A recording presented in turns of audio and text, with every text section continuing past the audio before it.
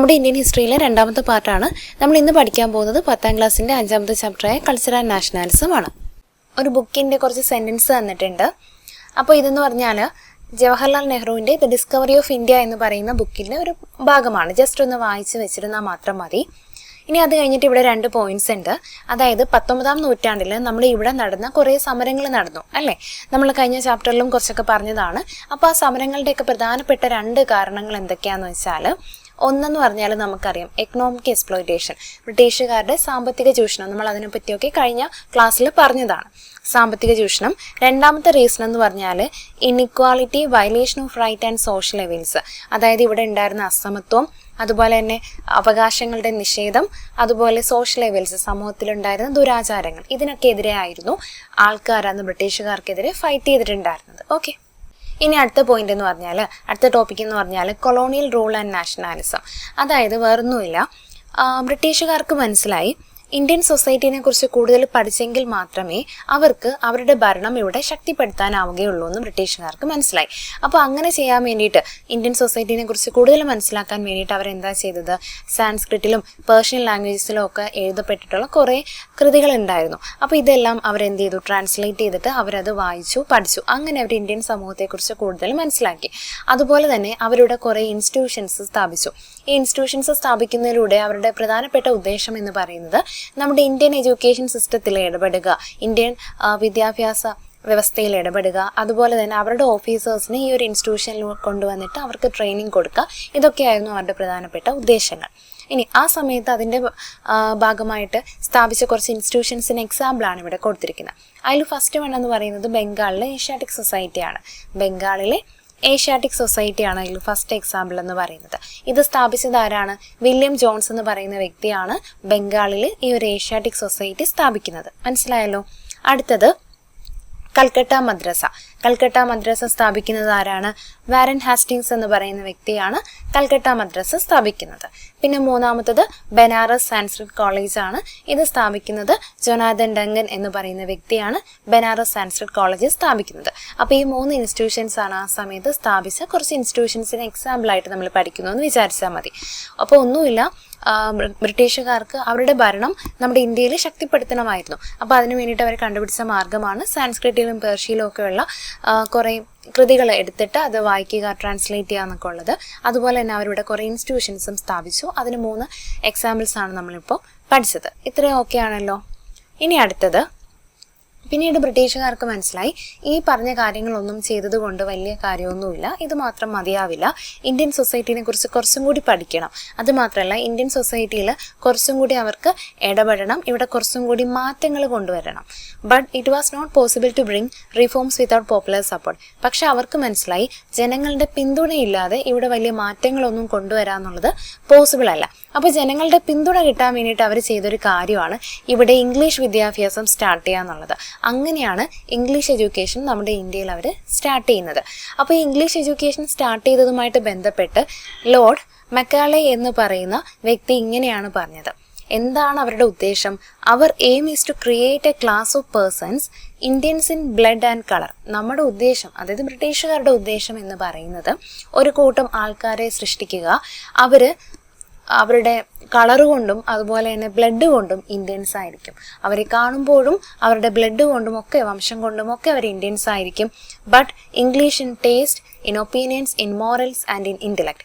പക്ഷെ അവരുടെ സ്വഭാവം കൊണ്ടും പെരുമാറ്റം കൊണ്ടും അവരുടെ തത്വങ്ങൾ കൊണ്ടുമൊക്കെ അവർ ഇംഗ്ലീഷുകാരെ പോലെ പെരുമാറും. അങ്ങനെയുള്ള ഒരു കൂട്ടം ആൾക്കാരെ വാർത്തെടുക്കുക എന്നുള്ളതായിരുന്നു ബ്രിട്ടീഷുകാരുടെ ഉദ്ദേശം. ആരാണ് ഈ ഒരു പ്രസ്താവന പറഞ്ഞത്?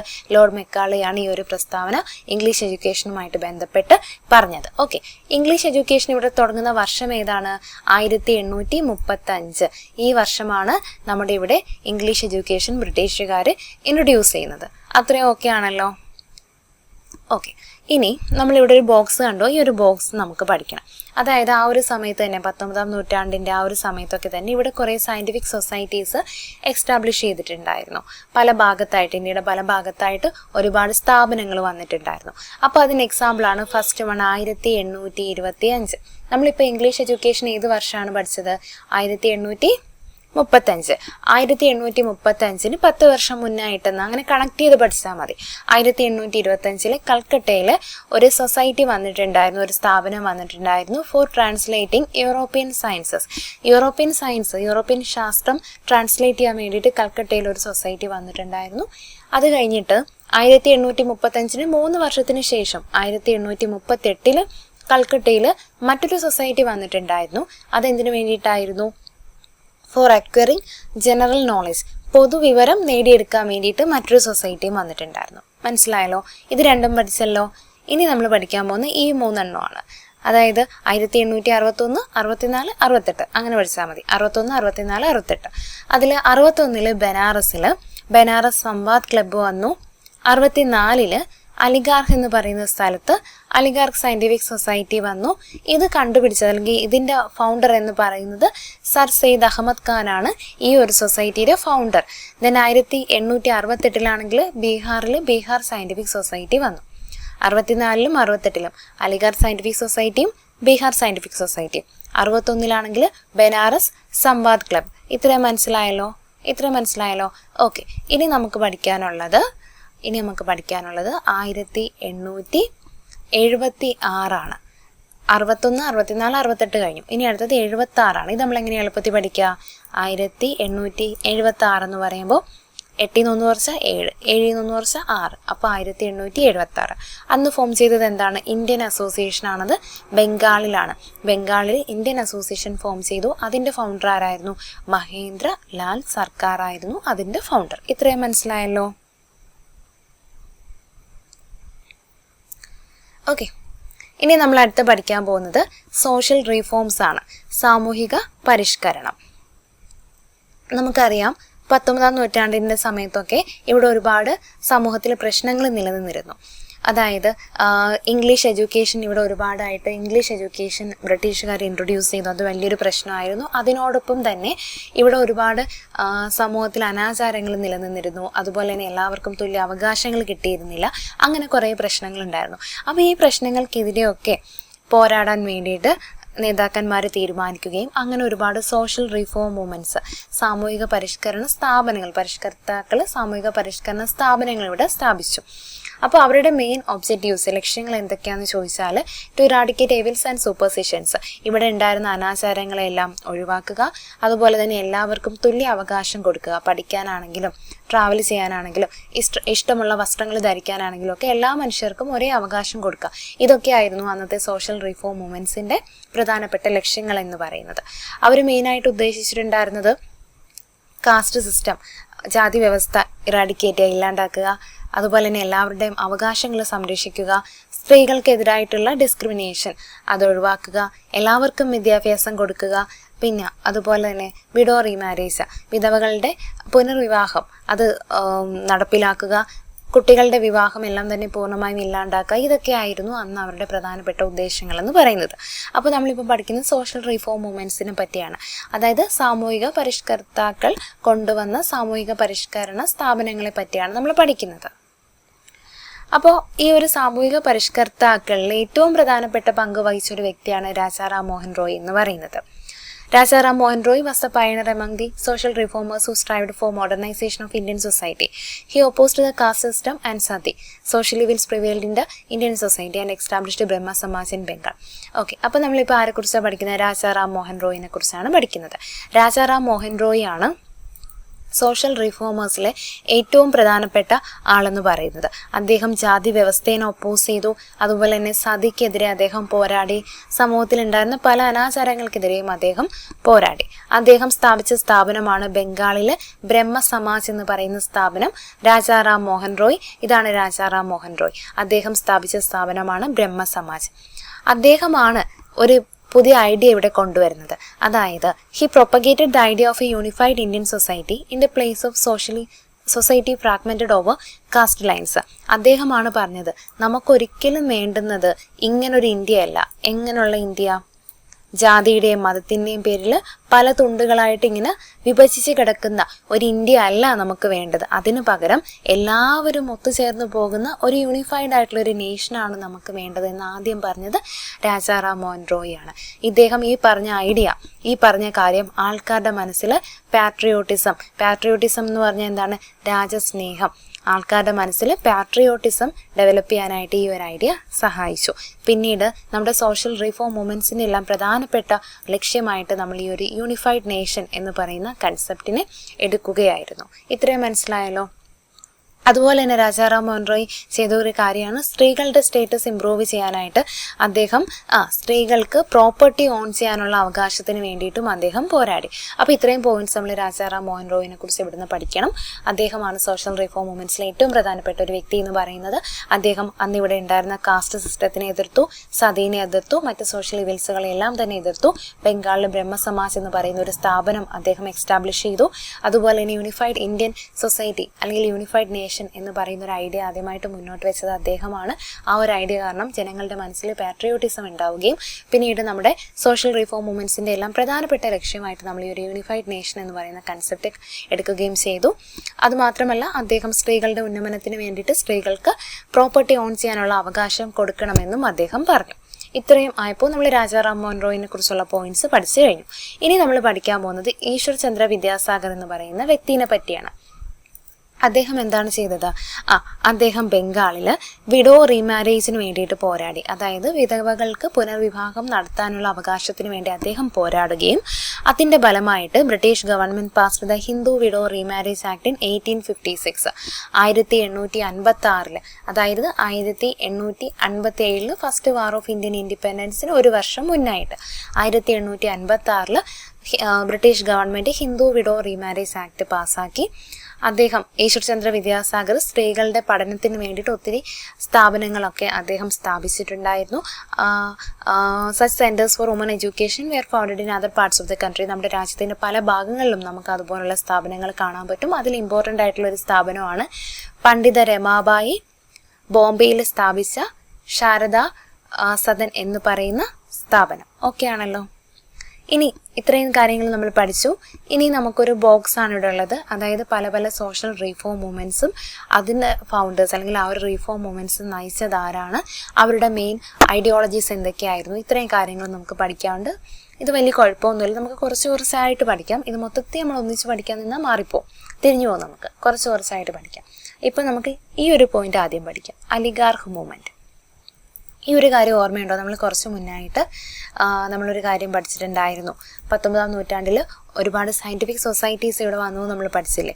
അപ്പോൾ അങ്ങനെ വന്നൊരു സൊസൈറ്റിക്ക് എക്സാമ്പിളായിട്ട് നമ്മൾ 1864 അലിഗാർഹിൽ ഒരു സയൻറ്റിഫിക് സൊസൈറ്റി വന്നു എന്ന് പഠിച്ച് ഓർക്കുന്നുണ്ടോ? അതിൻ്റെ ഫൗണ്ടർ ആരായിരുന്നു? സർ സെയ്ദ് അഹമ്മദ് ഖാൻ. അതുപോലെ തന്നെ അലിഗാർ മൂവ്മെൻറ്റിൻ്റെ റിഫോമറുമാരാണ് സർ സെയ്ദ് അഹമ്മദ് ഖാനാണ്. അദ്ദേഹം എന്തിനു വേണ്ടിയാണ് പോരാടിയത്? For the social and educational uplift of Indian Muslims. Indian മുസ്ലിംസിൻ്റെ സാമൂഹികപരമായും വിദ്യാഭ്യാസപരമായുമുള്ള ഉന്നമനത്തിന് വേണ്ടിയാണ് അദ്ദേഹം പോരാടിയത്. ആ പോയിന്റ് അപ്പോൾ ക്ലിയർ ആണല്ലോ? ഇത് മനസ്സിലായല്ലോ? ഇത് നമ്മൾ ഓൾറെഡി പഠിച്ചതാണ് അല്ലേ? ഓക്കെ. ഇനി അടുത്തത് ആര്യസമാജ്. ആര്യസമാജ് എന്ന് പറഞ്ഞാൽ സ്വാമി ദയാനന്ദ സരസ്വതി നടത്തിയൊരു മൂവ്മെൻ്റാണ് ആര്യസമാജ് എന്ന് പറയുന്നത്. അദ്ദേഹം മെയിനായിട്ട് മുന്നോട്ട് വെച്ച കാര്യങ്ങൾ എന്ന് പറയുന്നത് ഒന്ന് ചൈൽഡ് മാരേജ് ഒഴിവാക്കുക, അതുപോലെ തന്നെ ഐഡൽ വർഷിപ്പ് എന്ന് പറഞ്ഞാൽ വിഗ്രഹം ആരാധിക്കുന്നത്. ഈ രണ്ട് കാര്യങ്ങളും ഒഴിവാക്കാൻ വേണ്ടിയിട്ടാണ് ആ ഒരു മൂവ്മെൻറ്റ് നടന്നത്, ആര്യസമാജ്. ഇനി അടുത്തത് സ്വാമി വിവേകാനന്ദൻ്റെ രാമകൃഷ്ണ മിഷനാണ്. ഓക്കെ. അതിൻ്റെ മെയിൻ ആയിട്ടുള്ള ഒബ്ജക്റ്റീവ്സ് എന്തൊക്കെയായിരുന്നു? കാസ്റ്റ് സിസ്റ്റത്തിനെ ഒപ്പോസ് ചെയ്യുക, ജാതി വ്യവസ്ഥ ഇല്ലാണ്ടാക്കുക, സമൂഹത്തിലെ പല അനാചാരങ്ങൾ ഇല്ലാണ്ടാക്കുക, അതുപോലെ തന്നെ liberty, equality and freedom of thought, ഈ 3 കൺസെപ്റ്റിന് പ്രാധാന്യം കൊടുക്കുക. അതായത് സ്വാതന്ത്ര്യം, സമത്വം, ഫ്രീഡം ഓഫ് തോട്ട്, അതായത് സ്വതന്ത്രമായി ചിന്തിക്കുക. ഈ 3 ഐഡിയാസിനായിരുന്നു അദ്ദേഹം പ്രാധാന്യം കൊടുത്തിട്ടുണ്ടായിരുന്നത്, സ്വാമി വിവേകാനന്ദൻ. ഈ 3 റിഫോം മൂവ്മെൻറ്റ്സ് നമ്മൾ പഠിച്ചല്ലോ, സോഷ്യൽ റിഫോം മൂവ്മെൻറ്റ്സ്. തൽക്കാലം അത്രയും മതി. നമുക്ക് കുറച്ച് കഴിഞ്ഞിട്ട് ബാക്കിയുള്ള മൂവ്മെൻറ്റ്സ് പഠിക്കാം, അല്ലെങ്കിൽ എല്ലാം കൂടി നമ്മൾ മറന്നു. ഓക്കെ ആണല്ലോ? ഇത്രയും പോയിന്റ്സ് ക്ലിയർ ആയല്ലോ? ഓക്കെ. അപ്പോൾ ഈ സോഷ്യൽ റിഫോം മൂവ്മെൻറ്റ്സൊക്കെ കാരണം തന്നെ ഒത്തിരി മാറ്റങ്ങൾ ഇവിടെ വന്നിട്ടുണ്ടായിരുന്നു. അതിന് എക്സാമ്പിൾസാണ് prevented marriage of girls below 12 years of age. 12 വയസ്സിന് താഴെയുള്ള പെൺകുട്ടികളുടെ കല്യാണം ഒക്കെ നിരോധിച്ചു. ഫീമെയിൽ ഇൻഫൻറ്റിസൈഡ് നിരോധിച്ചു. അതുപോലെ തന്നെ സതി നിർത്തലാക്കി. വിധവകളുടെ റീമാരേജിനുള്ള അനുവാദം വാങ്ങിയെടുത്തു. അടിമത്വം നിരോധിച്ചു. പ്രിവെൻറ്റഡ് ചൈൽഡ് മാരേജ്, കുട്ടികളുടെ ശൈശവ വിവാഹം ഇല്ലാണ്ടാക്കി. പോളിഗമി, ബഹുഭാര്യത്വം, ഇതെല്ലാം നിർത്തലാക്കി. ഈ ഒരു സോഷ്യൽ റിഫോം മൂവ്മെൻറ്റ്സ് കാരണം ഉണ്ടായ മാറ്റങ്ങളാണ് ഈ പറഞ്ഞതൊക്കെ. ഇനി അടുത്തത് the press and unity of India, അതായത് അന്നത്തെ പ്രസ്സും പത്രപ്രവർത്തനവും അതിനെക്കുറിച്ചാണ് നമ്മൾ പഠിക്കാൻ പോകുന്നത്. അപ്പോൾ ഇവിടെ ഒരു ന്യൂസ് പേപ്പർ കട്ടിങ് കൊടുത്തിട്ടുണ്ട്. An Indian citizen has lost his naturalness. His lifeblood has dried up. He is half starved and half dressed. No delicious food is available to him. His dress is ragged and torn. His condition is very pathetic. ഇതെന്ന് പറഞ്ഞാൽ അന്നത്തെ Bengal news paper ആയിട്ടുള്ള സുലഭ് സമാചാറിൽ വന്ന ഒരു വാർത്തയായിരുന്നു. Just ഒന്ന് വായിച്ചിരുന്നാൽ മാത്രം മതി കേട്ടോ. ഇനി അടുത്തത് നമ്മൾ പഠിക്കാൻ പോകുന്നത്, അന്ന് ആ കാലത്ത് കുറേ ന്യൂസ് പേപ്പേഴ്സും ആ ന്യൂസ് പേപ്പേഴ്സിന് ലീഡേഴ്സും ഉണ്ടായിരുന്നു. അപ്പോൾ അതിൻ്റെ ഒരു എക്സാമ്പിളാണ് ഈ ഒരു ബോക്സിൽ കൊടുത്തിരിക്കുന്നത്. കുറച്ച് എക്സാമ്പിൾസാണ് ബോക്സിൽ കൊടുത്തിരിക്കുന്നത്. നമുക്ക് അതിലേക്ക് വരാം. അതിന് മുന്നായിട്ട് Indian leaders mostly depend on newspapers to propagate their nationalistic ideologies. അതായത് അന്ന് നേതാക്കന്മാർ ബ്രിട്ടീഷുകാരുടെ ചൂഷണം ആൾക്കാരെ അറിയിക്കുവാൻ വേണ്ടിയിട്ടും അവരുടെ ഐഡിയോളജീസൊക്കെ ആൾക്കാരിലേക്ക് എത്തിക്കാൻ വേണ്ടിയിട്ടും മെയിനായിട്ട് ന്യൂസ് പേപ്പേഴ്സായിരുന്നു യൂസ് ചെയ്തുകൊണ്ടിരുന്നത്. അങ്ങനെ ആദ്യത്തെ ന്യൂസ് പേപ്പർ സ്റ്റാർട്ട് ചെയ്യുന്നത് രാജാറാം മോഹൻ റോയ് ആണ്. അദ്ദേഹം സ്റ്റാർട്ട് ചെയ്ത ന്യൂസ് പേപ്പറാണ് മിറാറ്റുൽ അക്ബർ എന്ന് പറയുന്നത്. പേർഷ്യൻ ലാംഗ്വേജിലുള്ള അദ്ദേഹത്തിൻ്റെ ന്യൂസ് പേപ്പറാണ്. അതുപോലെ അദ്ദേഹം എന്ത് ചെയ്തു, ബംഗാളി ഭാഷയിലും ഒരു ന്യൂസ് പേപ്പർ ഇറക്കി, സമ്പാദ് കൗമുദി. ഈ 2 ന്യൂസ് പേപ്പേഴ്സാണ് അദ്ദേഹം ഇറക്കിയ ന്യൂസ് പേപ്പർ. ആദ്യമായിട്ട് ന്യൂസ് പേപ്പർ സ്റ്റാർട്ട് ചെയ്ത വ്യക്തി രാജാറാം മോഹൻ റോയ് ആണ്. ഓക്കെ ആണല്ലോ. അപ്പോൾ ഇതുപോലെ ന്യൂസ് പേപ്പേഴ്സൊക്കെ ഇറക്കി ആൾക്കാർ ന്യൂസ് പേപ്പേഴ്സ് വായിച്ച് ഒരുപാട് ഇൻഫ്ലുവൻസ്ഡ് ആവുന്നുണ്ട്. ബ്രിട്ടീഷുകാർക്കെതിരായിട്ടുള്ളൊരു ആൻറ്റി ബ്രിട്ടീഷ് ഫീലിംഗ് ആൾക്കാരുടെ മനസ്സിൽ വരുന്നു എന്നൊക്കെ മനസ്സിലാക്കി ബ്രിട്ടീഷുകാർ എന്ത് ചെയ്തു, ഈ ന്യൂസ് പേപ്പേഴ്സിനെ ഒന്ന് കൺട്രോൾ ചെയ്യാൻ വേണ്ടിയിട്ട് ഒരു നിയമം കൊണ്ടുവന്നു. അതാണ് വെർനാക്കുലർ പ്രസ് ആക്ട് എന്ന് പറയുന്നത്. വെർനാക്കുലർ പ്രസ് ആക്ട്, അല്ലെങ്കിൽ അതിൻ്റെ മലയാളം പ്രാദേശിക ഭാഷാ പത്ര നിയമം. ഈ ഒരു നിയമം കൊണ്ടുവരുന്നത് ലോർഡ് ലിറ്റൺ എന്ന് പറയുന്ന ബ്രിട്ടീഷുകാരനാണ്. 1878 ഈ ഒരു വെർനാക്കുലർ പ്രസ് ആക്ട് കൊണ്ടുവരുന്നത്. 1878. 1876 നമ്മളൊരു കാര്യം പഠിച്ചിട്ടുണ്ടായിരുന്നല്ലോ, ബംഗാളിൽ ഇന്ത്യൻ അസോസിയേഷൻ ഫോം ചെയ്തത് 1876. 1878 വെർനാക്കുലർ പ്രസ് ആക്ട് കൊണ്ടുവരുന്നത്. ലോർഡ് ലിറ്റൺ ആണ് ആ ഒരു നിയമം കൊണ്ടുവരുന്നത്. പത്രങ്ങൾക്കെതിരായിരുന്നു ആ ഒരു നിയമം. It curbed freedom of press in regional languages, അതായത് പ്രാദേശിക ഭാഷയിൽ ഇറക്കുന്ന പത്രങ്ങൾക്കെതിരായിട്ട് വന്ന ഒരു ആക്റ്റാണ്, അല്ലെങ്കിൽ അതിനെ കൺട്രോൾ ചെയ്യാനായിട്ട് വന്നൊരു ആക്റ്റാണ്. The British withdrew the act after a massive protest. എന്നാലും ഒരു വലിയ ലഹളയ്ക്കൊക്കെ ശേഷം, സമരങ്ങൾക്കൊക്കെ ശേഷം ബ്രിട്ടീഷുകാർ ആ ഒരു നിയമം പിൻവലിക്കുകയുണ്ടായി. അപ്പോൾ ഇത്രയാണ് നമ്മൾ പത്രങ്ങളെക്കുറിച്ച് പറഞ്ഞത്. ഇനി നമുക്ക് കുറച്ച് പത്രങ്ങളുടെ എക്സാമ്പിൾസ് പഠിക്കണം. അതിൽ ഫസ്റ്റ് വൺ നോക്കിയേ, ദ ഹിന്ദു, സ്വദേശി മിത്രം. ഈ 2 പത്രവും ഇറക്കിയത് ജി സുബ്രഹ്മണ്യ അയ്യർ എന്ന് പറയുന്ന വ്യക്തിയാണ്. ഓക്കെ. അമൃത് ബസാർ പത്രിക ഇത് കൊണ്ടുവന്നത് ശിശിർ കുമാർ ഘോഷും മോട്ടിലാൽ ഘോഷും. അവരാണ് ഈ ഒരു പത്രം ഇറക്കിയത്. അടുത്ത പത്രം ബോംബെ സമാചാറാണ്. ഫർദുർജി മർഷ്ബാനാണ് ആ ഒരു പത്രം ഇറക്കിയത്. കേസരി, മറാത്ത ഈ 2 പത്രം ഇറക്കിയത് ബാലഗംഗാധര തിലകാണ്. ബംഗാളി എന്ന് പറയുന്ന പത്രം ഇറക്കിയത് സുരേന്ദ്രനാഥ് ബാനർജിയാണ്. Voice of India Dadabhai Naoroji. Som Prakash, Ishwar Chandra Vidyasagar. New India commonweal ഇത് 2 ആനി ബെസന്റിൻ്റെയാണ്. യങ് ഇന്ത്യ ഹരിജൻ ഇത് മഹാത്മാഗാന്ധിയുടെയാണ്. അൽ ഹിലാൽ മൗലാന അബ്ദുൽ കലാം ആസാദ്. വന്ദേമാതരം ലാലാ ലജ്പത് റായ്. നേഷൻ ഗോപാൽകൃഷ്ണ ഗോഖലെ. അപ്പോൾ ഇതാണ് ആ സമയത്ത് ഇറങ്ങിയ പത്രങ്ങളും ആ പത്രങ്ങളുടെ ലീഡേഴ്സും. ഇത്രയും മനസ്സിലായല്ലോ. ഇനി നമ്മൾ പഠിക്കാൻ പോകുന്നത് എഡ്യൂക്കേഷൻ ഫോർ ദ നേഷൻ. ഇവിടെ ഒരു 3 സ്റ്റേറ്റ്മെൻറ്റ് കൊടുത്തിട്ടുണ്ട്. ആ 3 സ്റ്റേറ്റ്മെൻറ്റും ആരൊക്കെയാണ് പറഞ്ഞതെന്ന് നമുക്ക് നോക്കാം. അതിൽ ഫസ്റ്റ് വൺ, ഇന്ത്യൻസിന് പ്രോപ്പറായിട്ടുള്ള എഡ്യൂക്കേഷൻ കിട്ടിയാൽ അവരെ എല്ലാവരും റെസ്പെക്റ്റ് ചെയ്യും. ഇത് പറഞ്ഞത് രാജാറാം മോഹൻ റോയ് ആണ്. അതുപോലെ അടുത്ത വീരേശലിംഗം പറഞ്ഞത് എന്താണ്? The educated are the spokesman of change, അതായത് വിദ്യാസമ്പന്നരാണ് എപ്പോഴും മാറ്റത്തിൻ്റെ വക്താക്കൾ എന്നാണ് അദ്ദേഹം പറഞ്ഞത്. അതുപോലെ തന്നെ വേറൊരാളുടെയും കൂടിയുണ്ട്, കേശവ് ചന്ദ്ര സെൻ. ഇദ്ദേഹം എന്താണ് പറഞ്ഞത്? പാവപ്പെട്ടവരെയും പണക്കാരെയും നമ്മൾ ഒരുപോലെ എഡ്യൂക്കേറ്റ് ചെയ്ത് കഴിഞ്ഞാൽ അവർക്ക് ഒന്നിച്ച് നിന്ന് ബ്രിട്ടീഷുകാർക്കെതിരെ ഫൈറ്റ് ചെയ്യാൻ പറ്റും എന്നാണ് കേശവ് ചന്ദ്ര സെൻ പറഞ്ഞത്. അപ്പോൾ ഈ 3 ഡയലോഗും ആരൊക്കെയാണ് പറഞ്ഞതെന്ന് വന്ന് ഓർത്തു വെക്കണം കേട്ടോ. ഓക്കെ, ഇനി നമ്മൾ പഠിക്കാൻ പോകുന്നത് Establishing national educational institution was the main means adopted for inculcating nationalism. They imparted secular education to all sections of the society. അതായത് എഡ്യൂക്കേഷണൽ ഇൻസ്റ്റിറ്റ്യൂഷൻസ് സ്ഥാപിക്കുന്നതാണ് ദേശീയത ആൾക്കാരുടെ മനസ്സിലേക്ക് ഊട്ടിയുറപ്പിക്കാൻ ഏറ്റവും നല്ല മാർഗം എന്ന് അന്നത്തെ നേതാക്കന്മാർക്ക് മനസ്സിലായി. അപ്പോൾ അതിൻ്റെ ഭാഗമായിട്ട് പല എഡ്യൂക്കേഷൻ ഇൻസ്റ്റിറ്റ്യൂഷൻസും വന്നു. അങ്ങനെ വന്നൊരു എഡ്യൂക്കേഷൻ ഇൻസ്റ്റിറ്റ്യൂഷനാണ് ഡെക്കാൻ എഡ്യൂക്കേഷൻ സൊസൈറ്റി എന്ന് പറയുന്നത്. 1884 അത് എക്സ്റ്റാബ്ലിഷ് ചെയ്യുന്നത്. അതിൻ്റെ ഫൗണ്ടേഴ്സ് ആരൊക്കെയാണെന്ന് ചോദിച്ചാൽ G.G. അഗർക്കർ, ബാൽ ഗംഗാധര തിലക്, മഹാദേവ് ഗോവിന്ദ റാനഡെ, ഈ 3 ആൾക്കാരാണ് അതിൻ്റെ ഫൗണ്ടേഴ്സ്. ഈ ഒരു ഏരിയ നമുക്ക് കുറച്ച് കൺഫ്യൂസിങ് ആയിട്ട് ഫീൽ ചെയ്യും. ഞാൻ പറയുന്ന പോയിന്റ്സ് മാത്രം നോക്കിയാൽ മതി കേട്ടോ. അപ്പോൾ ഫസ്റ്റ് പോയിന്റ് എന്ന് പറഞ്ഞാൽ ഡെക്കാൻ എഡ്യൂക്കേഷൻ സൊസൈറ്റിയാണ്. ഇത് സ്ഥാപിക്കുന്നത് ആരൊക്കെ ചേർന്നിട്ടാണ്? G.G. അഗർക്കർ, ബാൽ ഗംഗാധര തിലക്, മഹാദേവ് ഗോവിന്ദ റാനഡെ. എവിടെയാണ് ഇത് സ്ഥാപിക്കുന്നത്? 1884 പൂനെയിലാണിത് സ്ഥാപിക്കുന്നത്. അപ്പോൾ ഡേറ്റ് എങ്ങനെ നമ്മൾ കണക്ട് ചെയ്യുക? 1885 നമ്മളൊരു കാര്യം പഠിച്ചല്ലോ, ഇന്ത്യൻ നാഷണൽ കോൺഗ്രസ് ഡിസംബർ മാസം ഫോം ചെയ്തു. അതിനൊരു വർഷം മുന്നായിട്ട് 1884 ഡെക്കാൻ എഡ്യൂക്കേഷൻ സൊസൈറ്റി രൂപീകരിക്കുന്നത്. ഓക്കെ ആണല്ലോ. ഇനി അടുത്ത പോയിന്റ് എന്ന് പറഞ്ഞാൽ നോക്കിയേ, ഇവിടെ നമുക്കറിയാം ബംഗാൾ പാർട്ടീഷൻ നടന്നത് എന്നാണ് 1905 അതിനുശേഷമാണ് സ്വദേശി മൂവ്മെൻറ്റ് ശക്തിപ്പെടുന്നത്. അതൊക്കെ നമ്മൾ പഠിച്ച കാര്യം. അല്ലെങ്കിൽ സ്വദേശി മൂവ്മെൻറ്റ് സ്റ്റാർട്ട് ചെയ്യുന്നത് അതിനുശേഷമാണ്. ആദ്യത്തെ ഇന്ത്യൻ വിമൺ യൂണിവേഴ്സിറ്റി എവിടെയാണ് സ്റ്റാർട്ട് ചെയ്യുന്നത്? മഹാരാഷ്ട്രയിലാണ് സ്റ്റാർട്ട് ചെയ്യുന്നത്. 1914 D.K. കാർവേര നേതൃത്വത്തിലാണ് അത് മഹാരാഷ്ട്രയിലെ ആദ്യത്തെ ഇന്ത്യൻ വുമൺ യൂണിവേഴ്സിറ്റി സ്റ്റാർട്ട് ചെയ്യുന്നത്. ആ പോയിന്റ് ഇവിടെ ക്ലിയർ ആയല്ലോ. അപ്പോൾ ഇവിടെ അടുത്ത പോയിന്റ് ഉണ്ട്. ഇനി അടുത്ത പോയിന്റ് ഇതാ ഇവിടെയാണ്. അതാരെക്കുറിച്ചാണ്? രവീന്ദ്രനാഥ് ടാഗോറിനെ കുറിച്ചാണ്. അദ്ദേഹം ബംഗാളിൽ ഒരു ഇൻസ്റ്റിറ്റ്യൂട്ട് തുടങ്ങി, ഒരു യൂണിവേഴ്സിറ്റി അദ്ദേഹം ബംഗാളിൽ തുടങ്ങി. വിശ്വഭാരതി എന്നാണ് ആ യൂണിവേഴ്സിറ്റിയുടെ പേര്.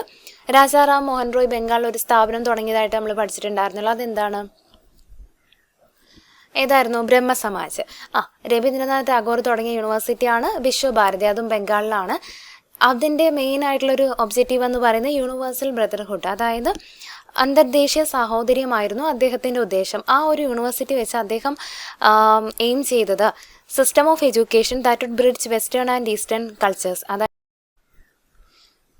പാശ്ചാത്യവും പൗരസ്ത്യവുമായ സംസ്കാരങ്ങളെ ഒത്തിണക്കി കൊണ്ടുപോകുന്ന ഒരു വിദ്യാഭ്യാസ രീതിയാണ് അദ്ദേഹം ഉദ്ദേശിച്ചത്.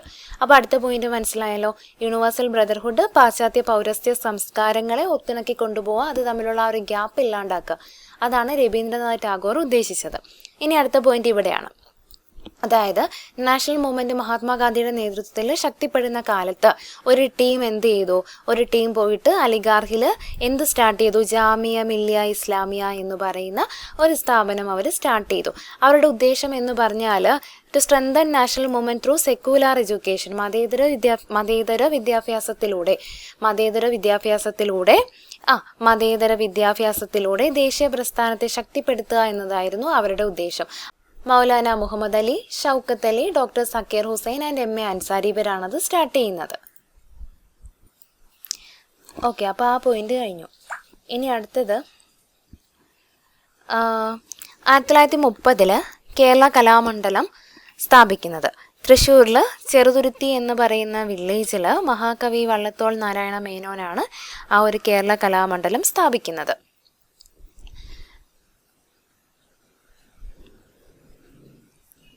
ഇത്രയും കാര്യങ്ങൾ ക്ലിയർ ആയല്ലോ. ഇനി നമ്മൾ അടുത്ത പോയിന്റ് പഠിക്കാൻ പോകുന്നത് 1937 ഒരു കാര്യമാണ്. 1937 മഹാത്മാഗാന്ധി ഒരു എഡ്യൂക്കേഷൻ പ്ലാനിനെ കുറിച്ച് പ്രപ്പോസ് ചെയ്യുന്നുണ്ട്. ആ ഒരു എഡ്യൂക്കേഷൻ പ്ലാനാണ് വാർധ എഡ്യൂക്കേഷൻ പ്ലാൻ എന്ന് പറയുന്നത്.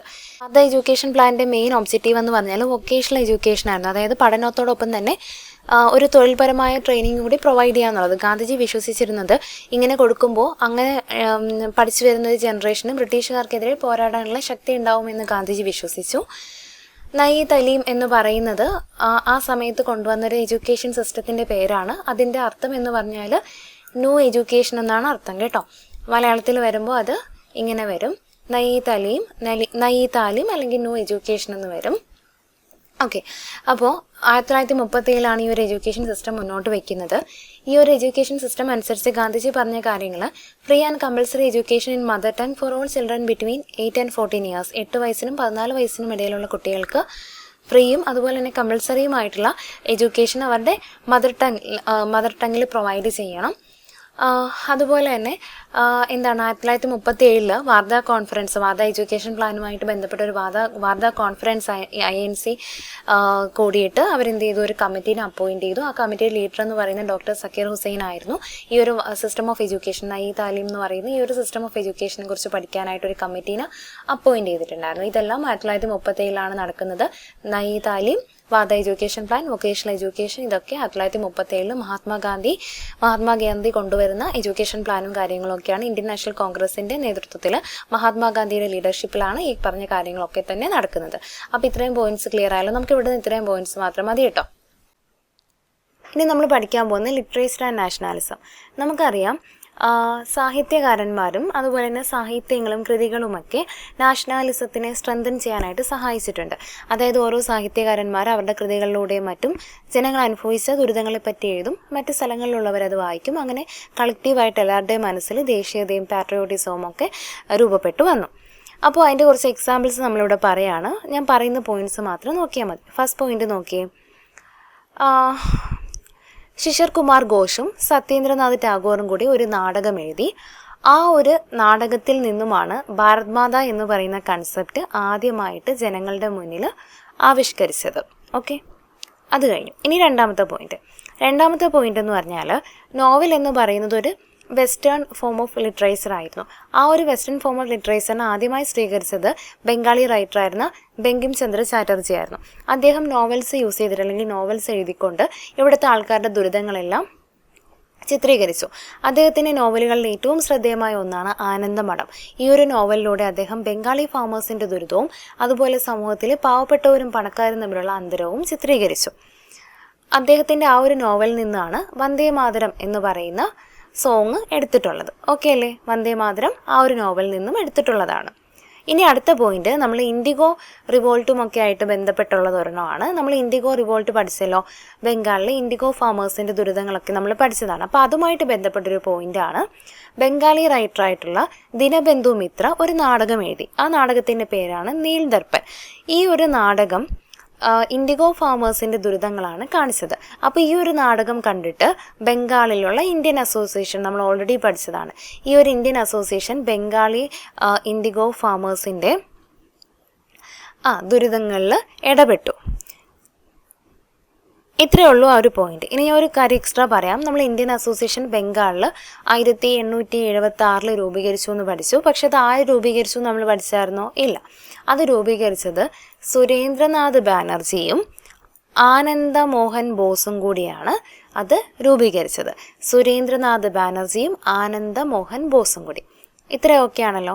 ഇനി നമ്മുടെ അടുത്ത പോയിന്റ് എന്ന് പറഞ്ഞാൽ, ഞാൻ പെട്ടെന്ന് പറഞ്ഞു പോകണ വീഡിയോയിൽ എന്ത് കൂടാണ്ടിരിക്കാനാണ് കേട്ടോ.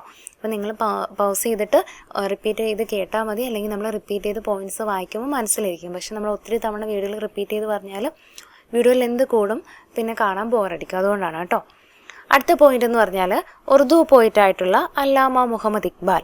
അദ്ദേഹമാണ് സാരേ ജഹാം സെ അച്ച, ഹിന്ദുസ്ഥാൻ ഹമാര എന്നീ പറഞ്ഞ ഗാനങ്ങളൊക്കെ രചിച്ചത് അദ്ദേഹമാണ്. ഈ ഒരു ഗാനങ്ങളിലെല്ലാം ഇന്ത്യയുടെ പ്രകൃതിയുടെ ഭംഗിയും അതുപോലെ ഇന്ത്യയുടെ ആൾക്കാരുടെ ഐക്യവും ഒക്കെയാണ് അദ്ദേഹം ഈ ഒരു ഗാനങ്ങളിലൂടെ അദ്ദേഹം പങ്കുവച്ചത്. ഓക്കെ, അപ്പോൾ ഇത്രയാണ് നമുക്കിവിടെ പഠിക്കാനുള്ളത്. ഇനി ഇവിടെ ഒരു ബോക്സ് തന്നിട്ടുണ്ട്.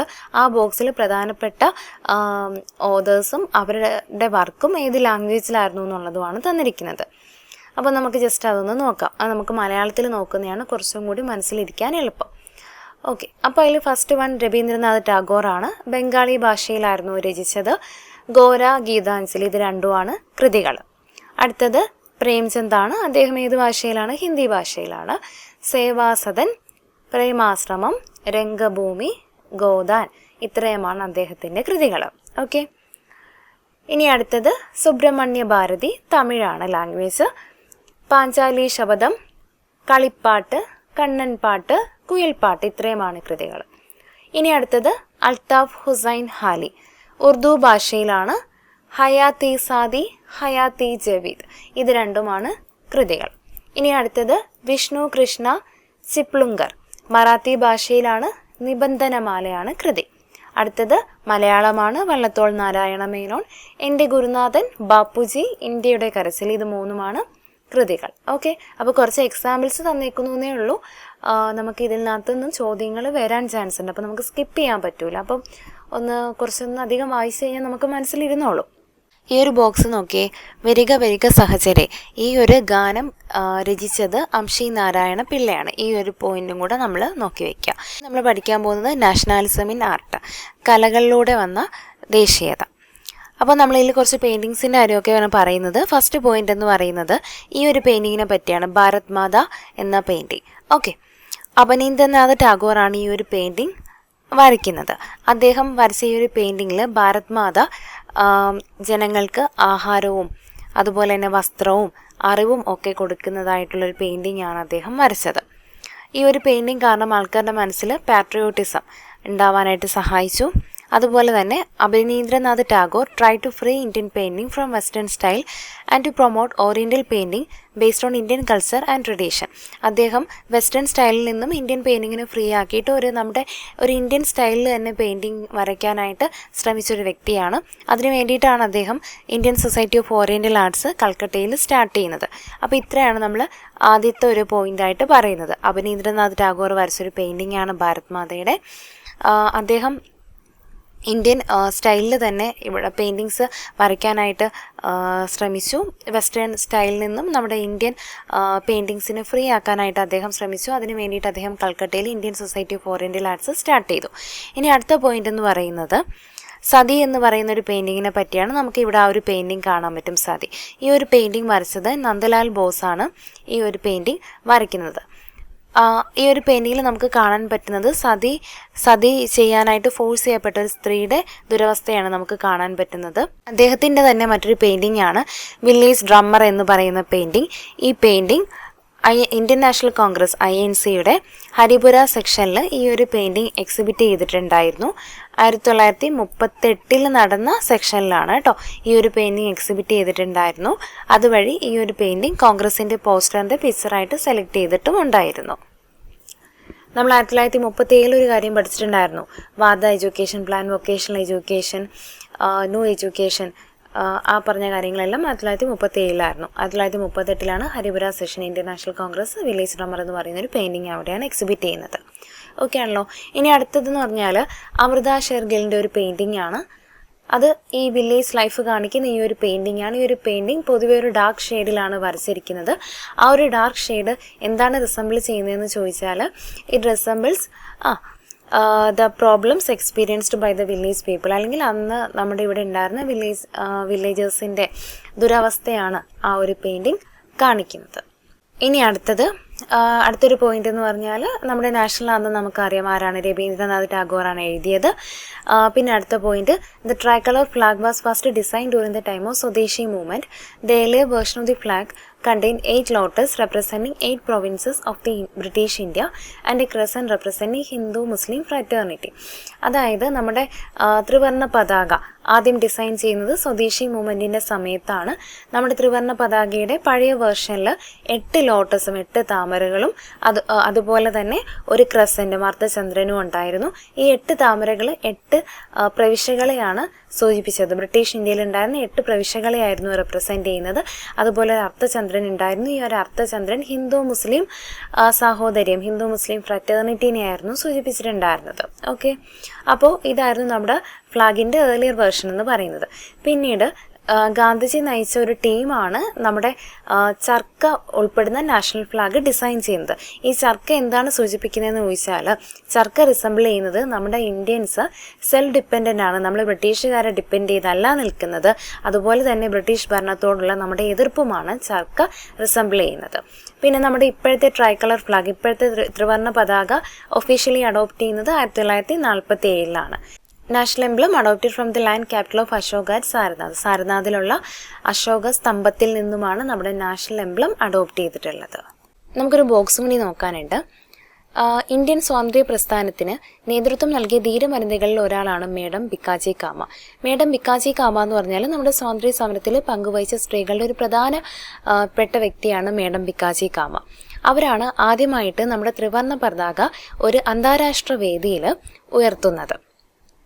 1907 ജർമ്മനിയിൽ സ്റ്റഡ്ഗർട്ടിൽ വെച്ച് നടന്ന 2ാം ഇൻ്റർനാഷണലിൻ്റെ സമ്മേളനത്തിലാണ് ത്രിവർണ്ണ പതാക ഉയർത്തിയത്. ഓക്കെ, മനസ്സിലായല്ലോ? ഒരു സിമ്പിൾ പോയിൻ്റാണ്. 1907 കേട്ടോ, അതും കൂടെ ആലോചിച്ച് വെക്കണേ. പിന്നെ നമ്മൾ ഈ ഒരു ചാപ്റ്ററിൽ ഇത്ര പോയിൻറ്റ്സേ നമുക്ക് പഠിക്കാനുള്ളൂ. നമ്മൾ കുറച്ച് കാര്യങ്ങൾ പിന്നീട് നോക്കാമെന്ന് പറഞ്ഞിട്ട് വിട്ടിട്ടുണ്ടായിരുന്നല്ലോ, നമുക്ക് അതൊന്ന് വേഗം നോക്കാം. നമുക്കത് നോക്കാം. നമ്മൾ ആദ്യത്തെ 3 പോയിന്റ് ഓൾറെഡി പറഞ്ഞിട്ടുണ്ടായിരുന്നു. ആര്യ സമാജ്, രാമകൃഷ്ണ മിഷൻ, അലിഗർ മൂവ്മെൻറ്റ്, ഇത് 3 നമ്മൾ പറഞ്ഞിട്ടുണ്ടായിരുന്നു. ഇനി ബാക്കിയുള്ളതും കൂടി നമുക്ക് നോക്കാം. ആത്മാരാം പാണ്ഡുരംഗ്, പ്രാർത്ഥന സമാജ്, മെയിനായിട്ട് ഈ 2 പേരുകളും ആലോചിച്ച് വയ്ക്കുക കേട്ടോ. Campaign for inter dining, Mishra ഭോജനം, അതുപോലെ മിശ്ര വിവാഹം, വിധവകളുടെ റീമാരീസ്, അതുപോലെ തന്നെ സ്ത്രീകളുടെയും ബാക്ക്വേർഡ് ക്ലാസസിൻ്റെയൊക്കെ ഉന്നമനം, ഇതിനു വേണ്ടിയിട്ടായിരുന്നു അദ്ദേഹം പോരാടിയത്. അടുത്തത് ആനി ബെസൻ്റ് ആണ്. Theosophical society, resurgence of Hindu religion. അടുത്തത് വീരേശലിംഗം, ഹിതകാരിണി സമാജ്. വീരേശലിംഗത്തിൻ്റെ ഒരു ഡയലോഗ് നമ്മൾ നേരത്തെ പറഞ്ഞിട്ടുണ്ടായിരുന്നു. വീരേശലിംഗം ലീഡറായിട്ടുള്ള മൂവ്മെൻ്റാണ് ഹിതകാരിണി സമാജ് എന്ന് പറയുന്നത്. വിധവകളുടെ പുനർവിവാഹത്തിന് വേണ്ടിയിട്ടും സ്ത്രീകളുടെ എഡ്യൂക്കേഷന് വേണ്ടിയിട്ടും അദ്ദേഹം പോരാടി. പിന്നെ അടുത്തത് ജ്യോതിബ ഫൂലെ, സത്യശോധക് സമാജ്, സമൂഹത്തിലെ അനാചാരങ്ങൾക്കെതിരെയും അതുപോലെ തന്നെ പുരോഹിതന്മാരുടെ ഡൊമിനേഷനെതിരെയും ഒക്കെ പോരാടി ബാക്ക്വേർഡ് ക്ലാസ്സസിന് എഡ്യൂക്കേഷൻസ് കൊടുക്കാനായിട്ട് ഉള്ള ഇൻസ്റ്റിറ്റ്യൂഷൻസ് ഒക്കെ സ്റ്റാർട്ട് ചെയ്തു. EV Ramaswamy Naicker, self respect movement, ബ്രാഹ്മണന്മാരുടെ സുപ്രീമസിയും അതുപോലെ കാസ്റ്റ് സിസ്റ്റത്തിനെയൊക്കെ എതിർത്തു. ശ്രീനാരായണ ധർമ്മ പരിപാലന യോഗം, ശ്രീനാരായണ ഗുരു, അദ്ദേഹവും കാസ്റ്റ് സിസ്റ്റത്തിനെയും അതുപോലെ തന്നെ ദുരാചാരങ്ങളെയും ഒക്കെ എതിർത്തു. സാമൂഹികപരമായും അതുപോലെ സാമ്പത്തികപരമായും ഒക്കെ ബാക്ക്വേർഡ് ക്ലാസ്സസിന് പുരോഗതി ഉണ്ടാവാൻ വേണ്ടിയും അദ്ദേഹം പോരാടി. അപ്പോൾ ഇതാണ് റിഫോം മൂവ്മെൻറ്റ്സും റിഫോമേഴ്സും അവരുടെ ഐഡിയോളജീസും. ഓക്കെ, അപ്പോൾ ഇത്രയാണ് നമുക്ക് ഈ ഒരു ചാപ്റ്ററിൽ പഠിക്കാനുള്ളത്.